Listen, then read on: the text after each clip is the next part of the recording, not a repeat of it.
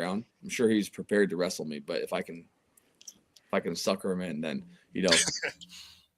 I've been in fights. I've been in a lot of fights where I can hear their corner yelling out instructions, and they're unable to do them. So sometimes when they're beating me too, like I can hear, I'm like, please don't listen to me. Like get to the back. It's like, no, don't go to the back. Don't go. But you're stuck in the moment, and the guys can't, including myself, can't always listen. So yeah, hopefully you do your adjustment. It's really like the beginning of the fight. We do a lot of we call it fight starts.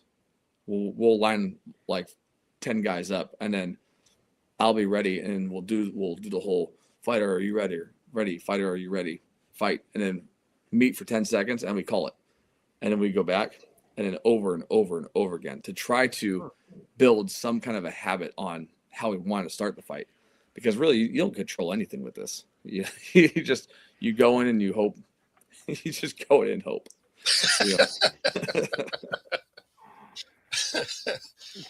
I actually have a ton of questions. So I'm going to start with the very basic. Obviously, when you think of MMA, I think of Dana White, and I think that like he owns it all. And is that really the case? Is my first question. I'm going to follow that up really quickly so that I can have you answer both of these. What kind of money are you getting as an undercard and then as a main card? Because obviously, like everybody thinks that there's millions and millions of dollars in here, and I know that there's not. You know what I mean? I know that you're not making millions of dollars, especially where you're at right now as an undercard. So I'd like for you to talk a little bit about that. Does Dana White own the MMA world, or are there different segments of it? And what kind of money is really attached to this? Yeah, good question. Dana, the sport is what it is because of him. As a many times with companies, it's like one CEO or one manager that really takes it somewhere.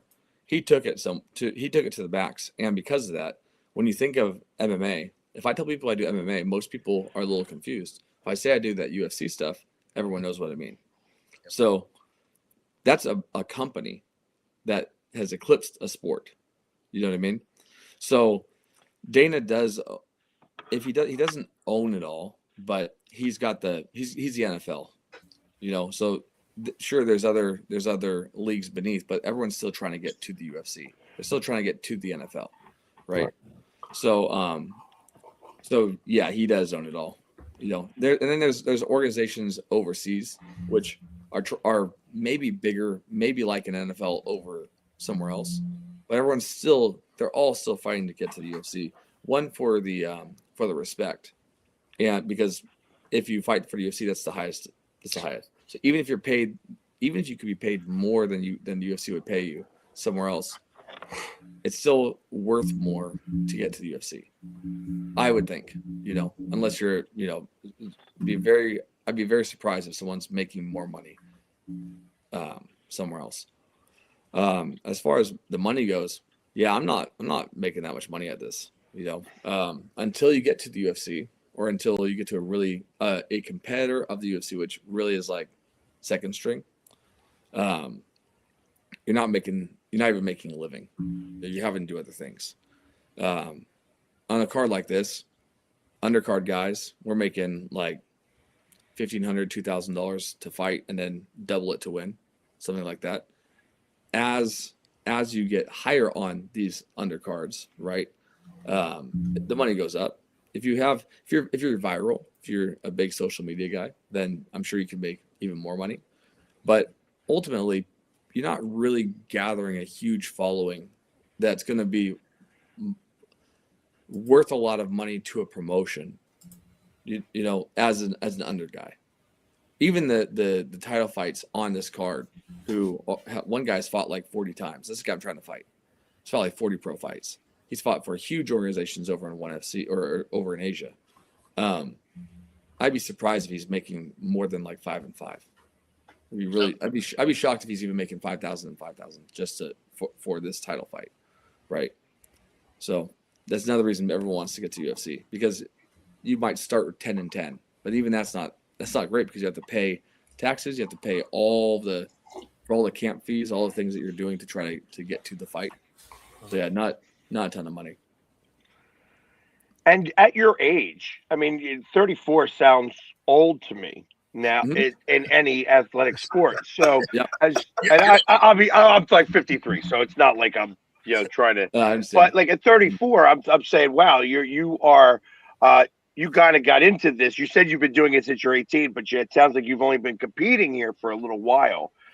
And where are you in the brackets in terms of your age? Are you going up against younger guys most of the time, or is it that you need to mature into your body and into the skills that you have, and that's really what defines you as a fighter in this, in comparison to being like a Mike Tyson who just had that raw brute strength when he was younger, who could just go in there and knock somebody out really quickly?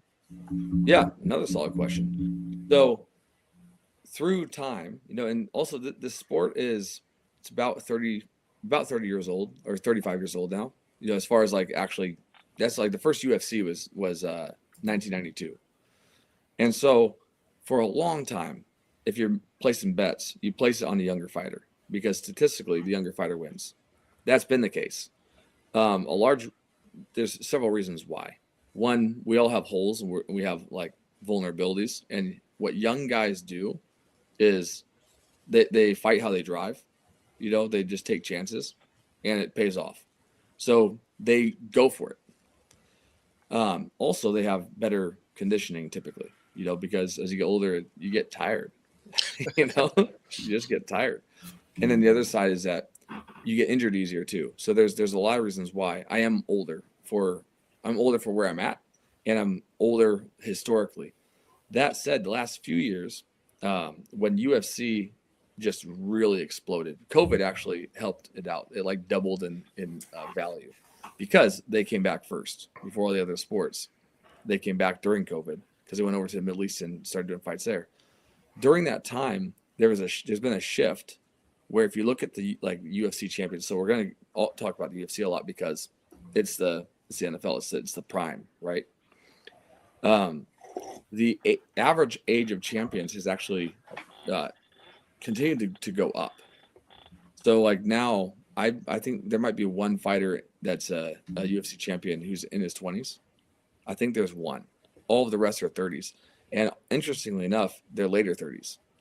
So when you talk about maturing into your body, that's one part of it. And when you're talking about the psychological, like bringing it all together and handling the pressure, that's something that we're seeing. I'm making an assumption here, but I think that's because of the age, because there's a lot of pressure. There's a lot of pressure to go and do this, and younger guys just don't do as well at that.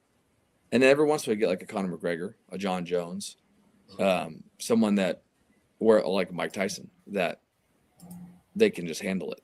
But even he, struggled with the law, struggled as a young man, thrust into this crazy thing that we're doing, with and then if you do burst into a scene at such a young age, then now all of a sudden you start making a lot of money. Young men aren't very good with their money, so there's a lot of pitfalls that can happen with younger athletes. With me, I have not fought someone my age, so everyone I'm fighting has been, like you're saying, like I've actually been taking out a bunch of young 20 guys, young and mid 20s, which is a risk in some ways. And I've been picked to lose all 7 fights. I have lost the first 2, but all 7 I've been picked to lose, by a large margin. but because of that, I believe that the strength that I've got is a psychological component, right? And there's also something to be said about old man strength. It's a real thing. Oh yeah. You can take a young athlete, they might be able to put up huge numbers in a bench press or a squat or something like that. But when you grab a hold of another guy and then you twist them, I've gone against a bunch of D1 guys, like D1 football players, who come in and train, and then you twist them a little bit and they fall apart. So it's odd it's odd to me that it takes longer for the body to really set in, like the strength of a guy to actually set in. And that has to do with, this is a theory of mine, but the time under the influence of testosterone, right? It's like some guys in their young 20s, they've only had testosterone for like 10 years. You know what I mean? Like if you think about puberty and then, yeah, you're 22, 23, yeah, you're really strong and athletic, but it's not the same as someone that's had testosterone for 20 years, you know? Yeah. I mean, functional strength and gym strength are definitely different. There is no doubt. Yeah, absolutely. Yeah.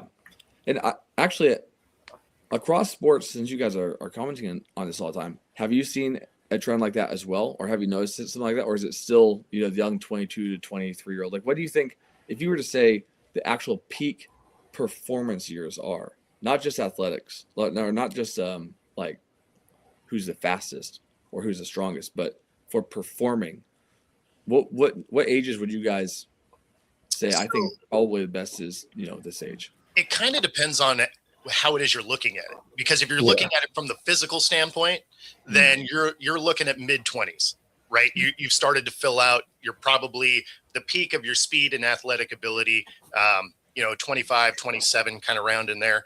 But if you're talking about overall grasp of the game, and of course I'm referencing football here, to 30, you may not necessarily be quite as quick as you were in your mid-20s, but you're way smarter about how you go about it. So you kind of have two different peaks when you're playing in some of these sports. Now, the brain, you hope, comes around before the body falls apart, right? Yeah, right. Well, like in my playing career, I was done at 30. That was it. And so was I better at picking my spots towards the end of my career? No question. But, I just wasn't quite as I wasn't quite as fast. And so all of a sudden I got to a spot where I could start getting beat on a double move because I just couldn't quite turn the same way. And, so then you're like, okay, it's probably time to call it good. But so, you kind of have two different peaks depending on the sport you're playing. I think baseball, you can play a lot longer, right? Less physical in that way. But like a sport like yours, I would imagine that it's kind of similar to football in that way, that you probably have a physical peak and then you have a mental peak. Right. I could also. Oh, sorry. Go ahead. No, just real quick on this one. I also think you probably pay way more attention to your body and how you keep it up in the off season than a lot of these guys. I think a lot of their peaks happen sooner because they're just kind of coasting on their athleticism and whatever. But you'll look at like a Derrick Henry, who, Thanksgiving Day was like, no, I'm not going to eat any of this cake. I'm paying really attention. Those guys' peaks are longer. And I think for you, it's also a case of like, you probably pay attention, a lot more to where your peak would actually be later versus some of these guys who are like, I went out Friday before the game, still came in Saturday and played because, I'm 28 and it's great. And they reach 31 and they haven't done any of that kind of stuff until their peak hits sooner. So I think for you, you're probably in a better position than most people because you pay attention to that. Well, you kind mean of see that across sports too. Gummy bears aren't fruit salad? What are you talking about? I'm just making suggestions. That's a good point. And it is funny because I've actually been like, I weight cut with my opponent one time, that's weird, but we were using the same place. And so I was like, all right. So we just hung out and talked, and I was talking to him, and he was a wrestler who he wrestled in college at Division III. So it's not the same, but he'd been wrestling, and he's like, we talked about what we're going to eat afterwards, and everything he said, I was like, that's bad for so many reasons, like even eating whole foods, like after you've completely, squeeze all the water out of your body, eating things like that are high in fat or high in fiber right afterwards makes it so you can't reabsorb the water. And so, and he was planning to go to the buffet, which he did. And the next day, or even after the fight, he accused me of steroids because he's like, hey, you didn't get tired. It's like, yeah, dummy, I ate right. you didn't. You think you ate healthy foods, but there's a science to this. So yeah, I think you're right, Herb. I've spent and I think this is true. The older you get, you start looking for those little 1% adjustments you're not as willing to just fall back on, well, I'm just a demigod over here. I can just do whatever I want. You're like, when I eat poorly, I have worse practices. When I sleep bad, then I have worse performance. So I think that's right too. Another thought too is it's sports that are really like you said you played corner and then linebacker, right, Bo? Yeah. So in arena, I was essentially a linebacker. Yeah. So when you have I think a very specialized, like a sport, you're running and cutting, right? Reading, running, and cutting. That's so hyper specialized compared to what I do, which is there's so much more things that you have to that I have the option of submitting or wrestling or punching or kicking. There's so many options. Whereas with that, and that's it, right? Yep. I think that's probably also more dominated by the speed and the youth, if they're paying attention and actually working on being skilled, right? Right. So I think that's probably true too. I mean, you can't teach speed, right? So as soon as the speed starts to wear off, there's somebody younger coming behind you that hasn't lost it yet. Right. Yeah. If they are good at the game, then you're kind of screwed. Yeah. Yeah, that's where you end up seeing guys that do make some positional shifts, right? So sometimes you'll see a corner that will move to like a free safety position because now they don't necessarily have to stick with the guy. There's a lot more zone style coverages, and you can do that a little bit longer, right? Okay. So I mean, sometimes you'll see shifts like that, but yeah, I mean, if you got somebody coming behind you that hasn't lost any speed, and the drop off mentality isn't very big, you're out of a job. Yeah, that's true too. I think you can. I actually talk about this because I coach as well, and I love this game, so I'm in most aspects of it or most parts of it. And I talk about when you're building your skills and you're trying to figure out like what's your identity going to be as a fighter. If you rely on speed, you're done earlier. You see this you can even think of like greats like Anderson Silva or Chuck Liddell. You guys remember Chuck Liddell? Mm-hmm. Oh yeah. If you watch all of his knockouts, if you were to do them in slow motion, many times the other guy's fist is here, and then his is landing, right? And then as he got older, their fist was here and his was right there. He was getting hit and he was just barely missing. So it's a game of just a small difference in speed, and that was it because he relied on speed. So then there's fighters who like a Dan Henderson, I don't know or Randy Couture, who they used strength more than speed, and they fought a lot longer. They were some of these guys that actually could make it into their 40s and still compete at the highest level, like the very highest level. Now we're talking about exceptions, but if your fighting style also can allow you to fight longer if you spend the time to develop it. But if all of a sudden you're older and then you're trying to change the way you fight, well, it's probably too late because you need several years of working on something for it to really be able to perform when it's time. Yeah. Well, and that goes into one of my next questions for you is that I'm a big motivation guy. I listen to motivational, I have different motivational quotes around me all the time, stuff like that. At your age, and how is it that you continue to stay motivated for these fights? Because I tell you, after a while, getting hit in the face is gonna, I'm done. I'm just done with this.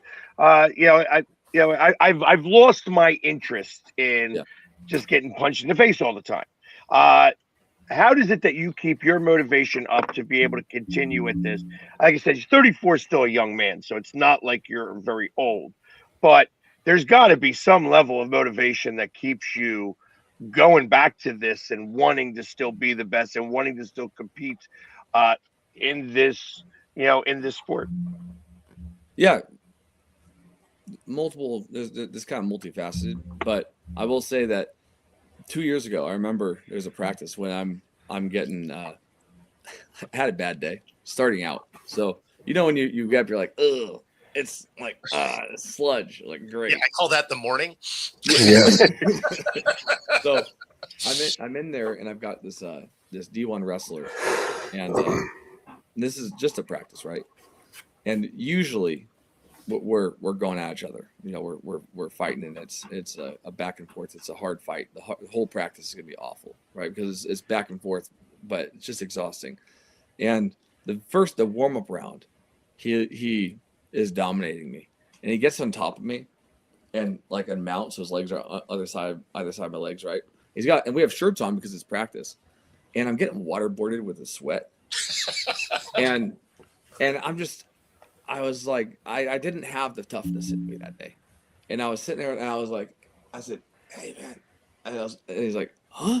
I was like, just not the shirt. Like, don't smother me. And he goes, what? I was like, don't smother me. Like, you know, like I broke, you know what I mean?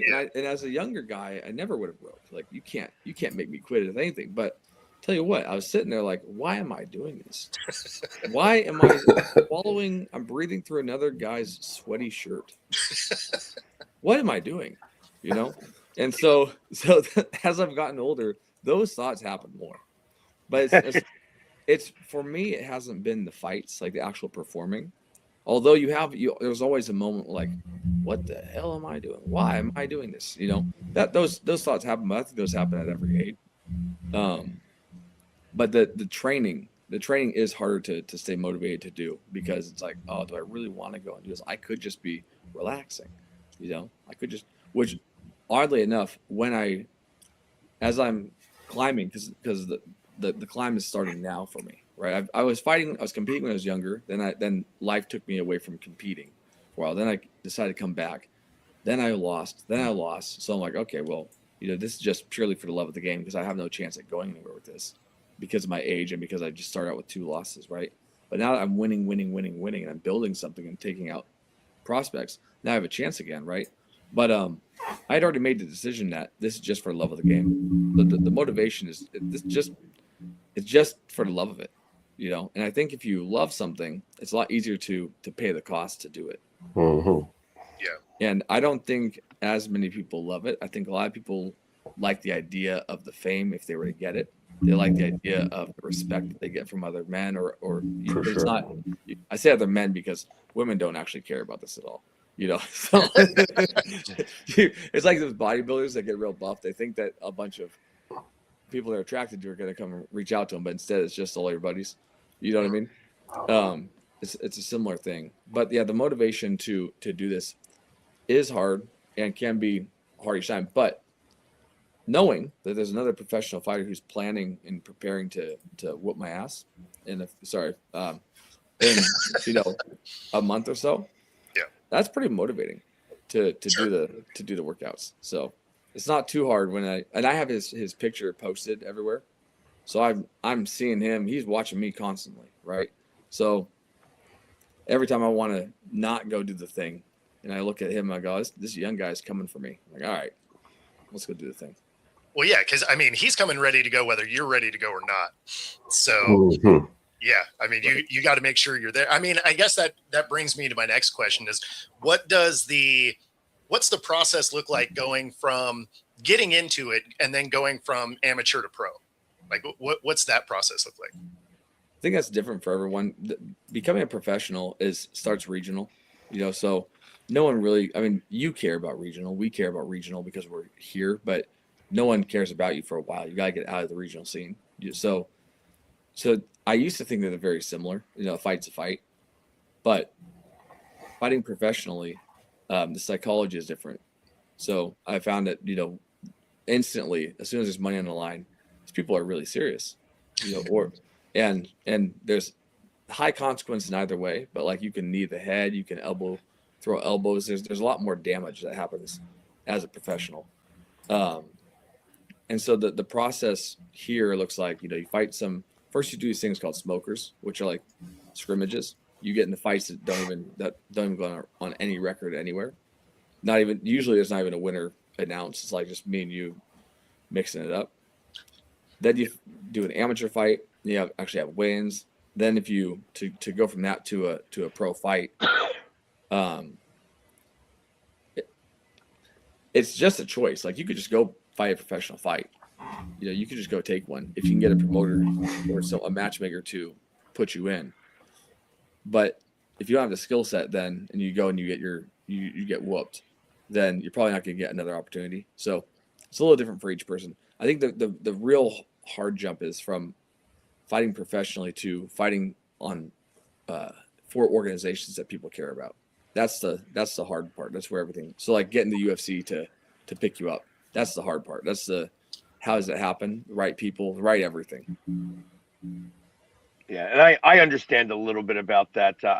As funny as this sounds, I used to be a professional arm wrestler, which cool. means that I arm wrestled against real professionals.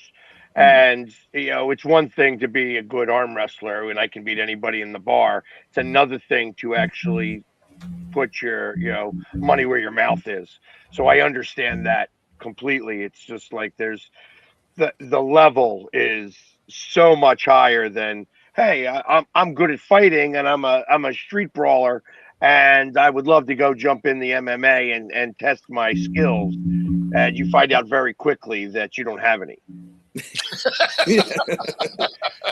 Yeah, that's true. It's funny because when people watch fighting, probably like arm wrestling too, people are like, oh, I could do that, because at the high level they make it look easy because they're good at it, but it's not easy. No one's good at it when they start. Right. You can be a super athlete, you can be really mean. Those things are kind of like the genetic lottery, right? But it takes a long time to get good at this. Well, I mean, of course, a lot of people are like, oh, I could do that because they're also half a dozen beers into the night. Yes. Yeah. Yes.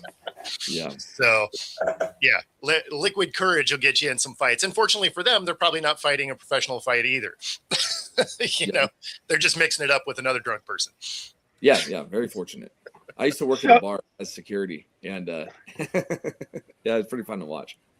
Well, and that becomes another thing. So now that you're like trained in this type of stuff in social settings, when somebody wants to test their mettle, as I call it, whether it's intoxicated or not, how is it that you don't have all of your natural instincts kick in and destroy this guy who's really going over and above? Because it's not. I never expect somebody's coming up to try to pick a fight with you unless it's staged. You know what I mean? That it's trying to build some momentum for an upcoming fight. When you're out there, you might be with your girl or doing your thing, and then somebody wants to just be ridiculous. How is it that you hold yourself back from beating that guy up? Well, I mean, there's lots of there's consequences. So I don't want to go to jail. Yeah, my freedom matters more than this guy's ego, right? But sure, there's the instinct of like kind of like, how dare you, you idiot, But largely, I haven't found an issue with that. Now I have self-control. I think there's some people either they get caught up because they're young stupid men who do this, and a lot of men that fight are stupid. So it's kind of a stupid thing to do. Right. But it's just like with if some guy at a party started talking to you about whatever your something that way more than them, and it's obvious to you, and they start like trying to get your goat, it might be irritating, but you also can ask just a few questions probably and be like, this guy's I can wipe the floor with him. So it doesn't really get you the same. It's more just irritating, right? I'd imagine. I figure you just look at the ears. You're like, has this guy actually been in some fights? No, okay. Like that actually benefits me a lot. This actually has stopped a lot of people from doing stuff. They will comment on the ear. Yeah. So I've got both, but this is the worst one. And that actually happened recently. This guy followed me. He followed me because he thought I cut him off. And then I stopped and he got out of his car and I was like, hey, what's up? He's like, you cut me off. And he got all emotional. And I was like, hey man, do you want to change your mind? And he's like, yeah, I see your ear. I was like, Okay, cool. You know, maybe you didn't cut me off. Maybe, you know, maybe I cut you off. I don't know. I cut behind you. Yeah, I don't, you know, hey, stuff happens. Well, you know, I was like, are you sure? Are you like, I know the consequences of this sucks. We could get hurt. Do you want to risk that? No, then you know, let's just not do this. And so it's not that hard. Actually, it's annoying, but it's not that hard to walk away from fights with people that are untrained. Yeah. Well, that's good. I mean, I don't want to see a whole bunch of people. Like I said, you were used to be a bouncer at a bar. I can imagine that. You know, most of the time you're just putting them in a hold and escorting them outside. You know. Yeah, you know, I had to pick one guy up actually because he was throwing punches, and I just lifted him up over my head, and he goes, "Put me down." I said, "I'll put you down, but you're gonna stop." And he's like, "Okay." I was like, "Okay." he was pretty buff, you know, so he thought that helped, but then when he was in the air, he decided it wasn't. So I didn't have to like really do much besides just contain him. And when I was as a bouncer, it wasn't. I never had to hit anybody, and no one actually ever hit me either. So it's pretty easy to just come up behind him, talk quietly to him. Hey, man, you know, most of us, even when we're emotional, if someone were to just be a little bit like calm with you and listen to you for a second, usually we're like children. When you get emotional, you're like a child. Just walk up, hey, buddy, how you doing? You know, what you doing, Buckaroo? Like, you want me to get you? I'll buy you another beer. How about we just like move over here to this part of the bar, and you know, so yeah, it's not that hard. And I mean, you know, obviously, since you're here, you got to plug your gym. Like, where are you fighting out of? And you know, let everybody know that type of stuff. Yeah, appreciate it. Yeah, so I train and coach at Fitness Quest in Puyallup, Washington. There's 3 Fitness Quest locations. We have a University Place. We have an Auburn location at the Outlet Collection, which I still think of as the Super Mall. Have you been there? No, you said Auburn, and I'm Alabama, and that's as far as for me. There's nothing else. There's no personal, nothing else in there. Like only my part of the country will get that. Everybody else, like, what is he talking about? Like, that's right, wrong Auburn. Wrong Auburn. There's a lot of Auburns. I don't know why, but anyway. We don't know why either. Yeah. And my gym is actually the Auburn location has a really robust, huge MMA program where they've got kids karate, they got kids jiu-jitsu, they got wrestling, they got taekwondo, they got boxing. They have this huge complex and a ton of different things.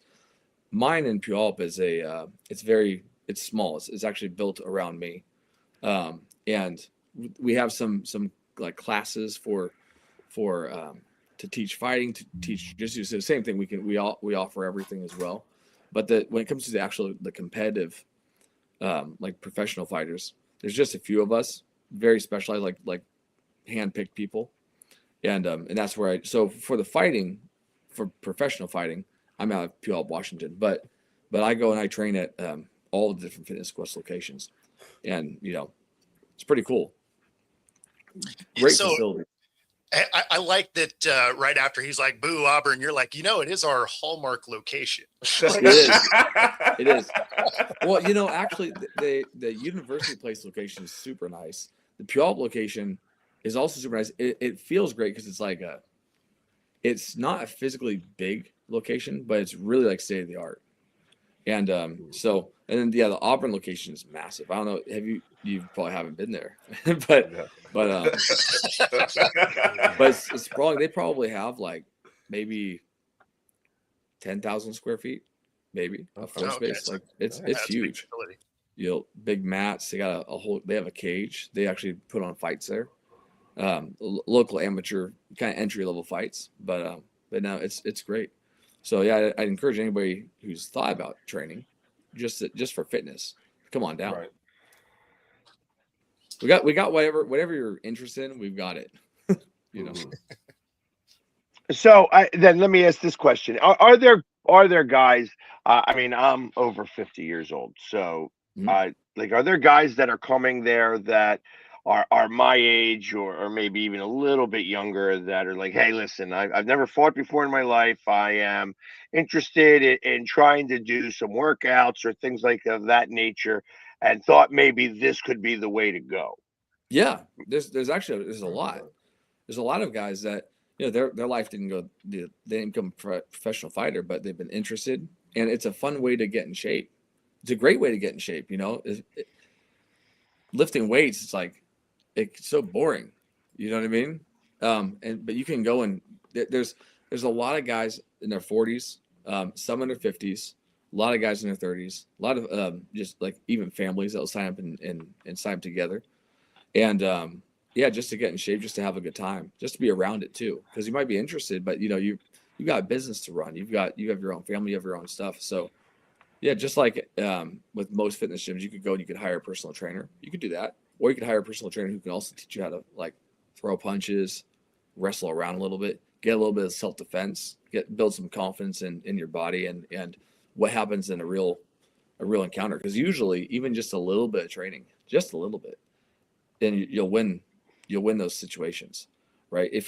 Should you be put in them, especially like when it comes to even the situational awareness around just angling, like knowing someone's coming at you and knowing just how to take an angle and to take the advantage. Most people don't have any idea. And so, yeah, at every age, there's training that can be done. Actually, Jake Swartz. So the Fitness Quest, they're all owned by the Swartz family. The father is Brad Swartz. He's a 24-time national champion for wrestling, and he's in his 60s, still competing on a world stage. He came back he competed, I think it was December or November, at Worlds over in Poland, and he's an 8-time world champion for wrestling. And so the Swartz family, specifically Jake as well, who coaches me down in Puyallup, his mission is to make wrestling accessible to all ages.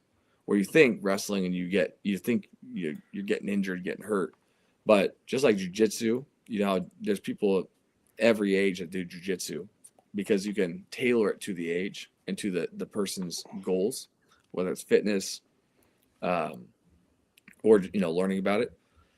Someone in their 50s could easily come down and get you set up with like a program like for you based on what you want. If you're interested in punching things, then we can show you how to punch things. If you're not interested in punching, you're like, I don't want to get punched in the face. I'm not even interested in hitting pads or hitting heavy bag or something. You just want to learn some like, how do I like grab somebody and like lift them up? Or how do I throw somebody? You got that too. So yeah, absolutely. Nice. And of course, you got a fight coming up on the 27th. So, I mean, we got to talk a little bit about that. What do you see from this guy? Like you said, he's young. He's 3-0 coming into this. Mm-hmm. And also, where can people watch the fight? Yeah, so he actually trains with Khamzat Chimaev. So he's got a big name. That's the current UFC world champion at 185. I think he's from San Diego or down there, but now I think he's training in Vegas. It's gonna be a banger. Like as I said, I'm probably gonna point at the ground. We're gonna swing. He goes for a knockout. I go for the knockout or the beat down, and so it's likely to be a finish. It's likely to be very exciting. It's likely to be high octane from the jump. If you want to watch, you can watch it on UFC Fight Pass. It's streamed to UFC Fight Pass, and then it'll live there forever afterward, right? I think UFC Fight Pass is like $20 a month or something like that for like as a subscription. But if people want to watch, it's in Sacramento. So for all the people that are listening from Sacramento, it's at the Hard Rock Casino and Hotel in Sacramento in Wheatland. Great location, great organization for A1 Combat. Which, do you guys remember Uriah Faber? Yeah. You know his name? So A1 Combat is his promotion. And they've already put, within 30-something pro fights, they've already put like, or pro events, they've already put like 15 guys into UFC. So it's a real, nice. It's a real good feeder, I win this fight, I'm gonna call it the title. I win that fight, maybe defend it once, and then UFC should be calling, right? So Okay. yeah, Nice. Nice. it's gonna be a war, guys. It's gonna be a war. It's one of those fights where I'm not sure I will win, but I expect to win. You know, Right. Right. at this level, if it goes if we fight in my style, I'll win. If we fight in his, I won't. Sometimes there's a matchup where it's like this guy needs to trip on something to lose. It's not one of those. This is going to be probably an absolute war.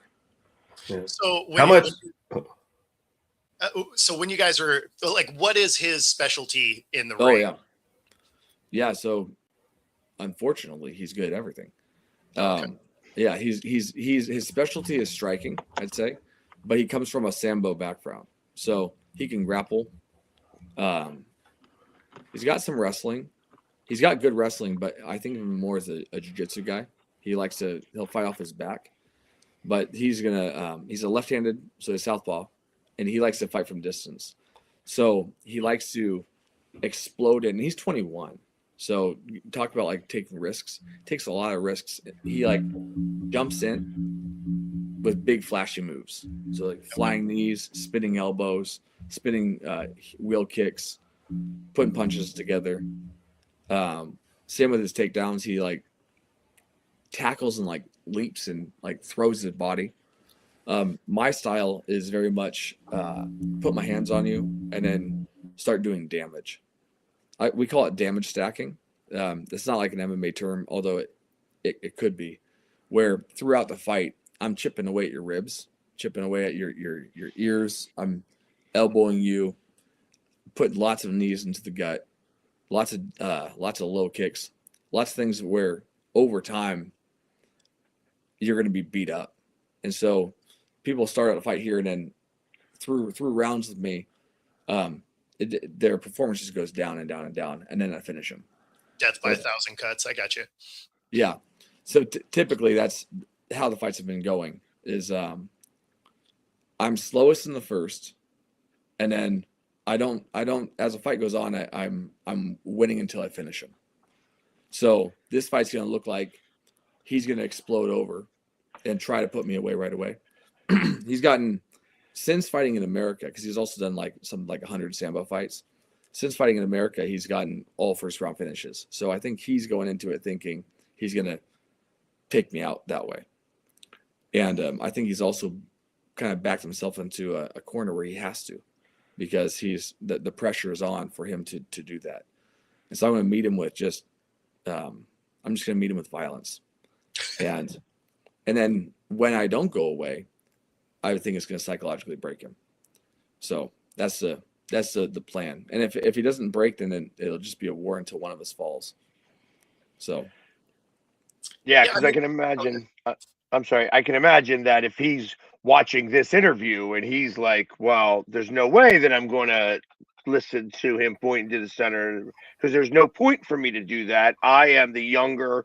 I'm going to have more stamina. Yeah. I'm going to have more move. Why would I want to, unless my ego is so strong that I think I could bang with this guy, which I think doesn't even make any sense. You just have naturally more mass than he does just because of your age. Like there's just more, more strength behind everything that you're doing.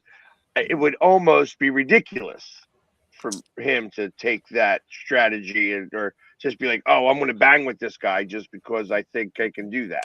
Although you did say that he's a striker, so he may take up that challenge. I think he's going to do it, guys. In his interviews, he's been talking a lot about knocking me out. So hey, I don't think a swing for that. Yeah. I don't think that he, even if you watch this and I told him what my strategy is, I don't think he's going to care. I think he's got that youth godlike complex where he's like, I'm the chosen one and this is how it's going to go. And so I think I'm going to get what I asked for. We'll see. Awesome. We'll see. And then the other thing too is that I can force the fight, because where I'm best is putting people on their back foot. So if I've got you going backward, I'm really good at that. And I'm a real pain if you don't come forward. So I can, even if he wants to try to stay away, I'm going to fly across the cage, and he's going to have to deal with it now. Think like if you follow boxing, the pressure fighters, like many of the great Mexican fighters, they swarm. They're in your face and they're going. So even if you're like, if you remember Maidana fought Mayweather, and you could argue that Maidana won that fight, and he just stayed in his face and made him fight him. That's going to be the game plan here. Nice. Makes sense. And of course, that hour flies by. We are at the top of the hour. So let people know where they can find you on things like social media, so they can kind of follow your path. And obviously, they're going to try and watch the fight if they can. But updates as far as your careers, how it's going. Yeah, thanks. Yeah, I'm on Instagram. I'm on Facebook. I'm on Threads. On Instagram, it's JONHANES, John Haynes II, because I'm the second. And on Facebook, it's Jonathan Haynes. Yeah, you can tune in, post decent amount, not too much to be annoying, and but you'll see, but you can find all of my fights, everything coming up up there. And then again, if you have UFC Fight Pass, A1 Combat 34 on March 27th, I believe it starts at 6 p.m.